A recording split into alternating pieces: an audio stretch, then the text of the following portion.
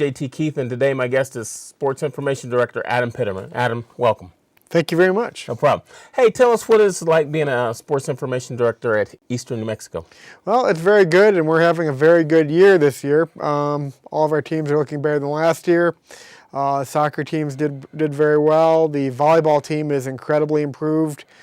Cross country did well at the conference championships, and we are sending someone to nationals. And football, for the first time since the early 90s, is competing for the conference title this week. Okay, great. Does it make a difference with football season if they're having a winning season? It sure brings everyone's spirits up to see how they're doing. As far as my work, I basically turn out the same game notes and do the same stats every year, but it's just been a lot of fun to watch how they've improved week after week. Sure. And then you work for Dr. Geiser. Is there any difference between him and working for Dr. McGuire or Mr. McGuire? I've enjoyed working for both of them. They're both very laid back. They basically tell you what they want done, and they basically leave you to your own devices to find a way to get there. And they just let me do my thing. Now, how long have you been here, Adam? This is my 8th year. Okay. And then how did you find out about the job from Eastern New Mexico? Oh, that's an interesting story. I was up in New York State at my alma mater, SUNY Brockport, and a good friend of mine gave me a call because he knew someone here, and he knew he was leaving, and he's like, "You got to get up right now and apply." It was like midnight. It's like, I was like, "Okay, I'll get up," and then I hung up and went back to sleep, and I applied in the morning. But I am so happy I did because I absolutely love Portales and I love Eastern. And then you have relatives around here, right? Yeah, my brother's only about 5 hours away.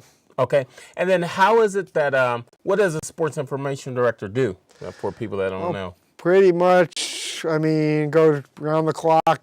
We preparing for games, doing things at games, post-game things, nominations, everything on the website you see from me and my assistant, Philip Pongratz. Basically, it's all of that and sometimes more. Now then, how did you get into that? Is there a major that you got into in college, or journalism, English, what? I was originally teacher certification, but late in the game I switched over and I got into more of athletic administration, sports management. I did an internship with the Buffalo Bills, and I basically transferred a lot of their statistics from the beginning of that franchise up till I believe it was 97 when I did it to a computerized database. And that kind of got me interested in it, and I did a mini internship at school, and then I did a full-year internship at a nearby junior college. Really? So if you wanted to go professional, like say for a pro sports team, what would that be called? Would it wouldn't be information, would it be public relations? Or public relations or media relations. Okay, and so you could do that just as well? Yes. Okay, so what do you like about Portales and the job here? It's a nice small town. I've never really liked being in big cities. I don't even like driving through them. Okay. It's a nice tight-knit community. I haven't heard anything. I think everyone here pretty much likes Eastern. There's not much to not like about it. Sure. Great working with the coaches here. Great working with the student athletes. I've just enjoyed every minute of it. And then what's an average day for you like in season? Like take us through football and volleyball season and cross country. I try to get up as early as I can. I try to get a little bit of a workout in because, when you're working around the clock, you tend towards like a not so good lifestyle. Sure. I've gotten off the fast food, which was good. But I work out in the morning. I come to the office. I try to get a few things done, check the emails, get the programs for the week turned out, go home, get changed, come back and get back on everything, and then get ready for any games we have that day. If we don't, there's other releases and nominations to do. And before you know it, it's 5 o'clock. Wow. So you work more than just 9 to 5 then? Absolutely. And then what's it like in basketball season? Basketball season is very similar, only it feels like there's more games. It feels like there are more games per team because there usually is, because soccer is just a short number of games, football is a short number of games, but it's spread out a little bit more. We now have indoor track, which we'll be starting up soon. Okay. And then it gets hectic again towards February when you have the spring season start up while you're still in basketball season. Okay. And then how hectic is it for you to keep hold of or track of the rule changes and knowing the rules and how to score keep for each sport? It's basically you just have to go through the rules every single year because some of those things can be very complicated. Some of them are simple, some aren't. But you just try to keep up on it as best you can. Now, I understand there's new rule changes as far as basketball, the hand checking and on how is that going to affect you? Any more fouls? Or There probably will be a few more fouls. As far as we go, I mean, we just input if there's a foul. So let me turn that off. Sorry about that. There'll probably be a few more fouls, but that doesn't really affect us that much.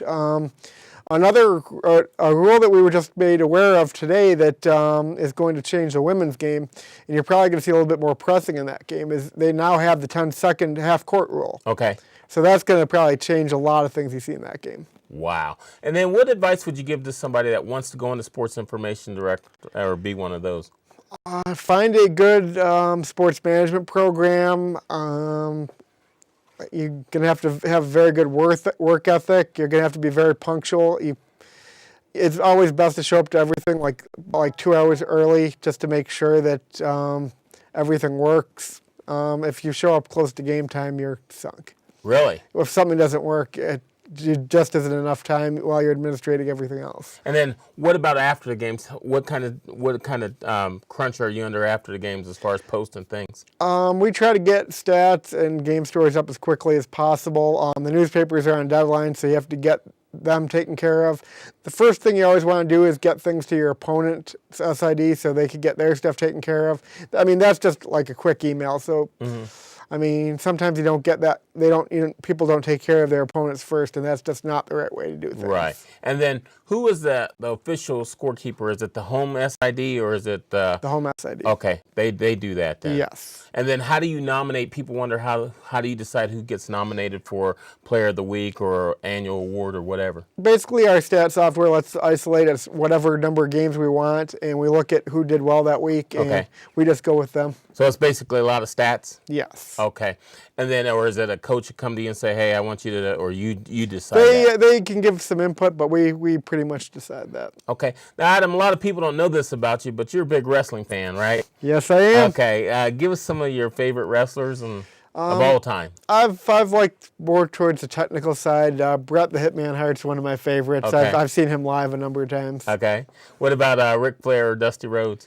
Oh, they're very talented. I have DVDs on both of them. Dusty Rhodes was one of the pioneers of the sport. I mean, the way he talked, I mean, he got a lot of his things from Muhammad Ali. Right. That's what I heard. And then what else? What's the future hold for you, do you think? I'm hoping I just continue doing what I'm doing because I love being here. So you're going to probably try to retire from here then, right? I don't want to start thinking about retirement just yet, but I do want to stay here. And then do a lot of students have to be a strong writer? Because you write a lot of game summaries as well. Me and Philip do most of the writing ourselves, but once in a while I get a student that can handle that. And then also you've got Phil Pomegrants, is that how? Pomegrants. What made you decide to get an assistant? We used to have graduate assistants, but it was just so hard getting people. Okay.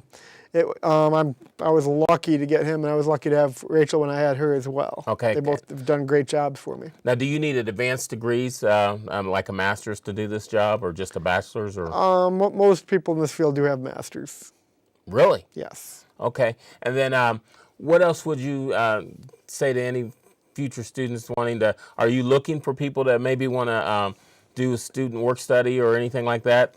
We have a decent-sized staff right now, but I mean, anyone that wants to get into this, I mean, it's a great field to get into. I'd like bringing people along and teaching what I know. Okay, that sounds good. And then finally, what other advice would you give to future students as far as athletes that may think about getting into sports information direct? It's something that it's not the easiest thing in the world, but if it's something you love doing, it's worth it. It's very time consuming. It's not just going to games, sitting there watching and having fun. It's a lot of hard work. It's a lot of research, and it's a lot of nights with very little sleep. But if you enjoy doing it, it's not work. And I imagine you have to have a lot of patience with people, right? Absolutely. And then there's a lot of pressure deadline. You have to keep your cool. Yes, you do. Okay.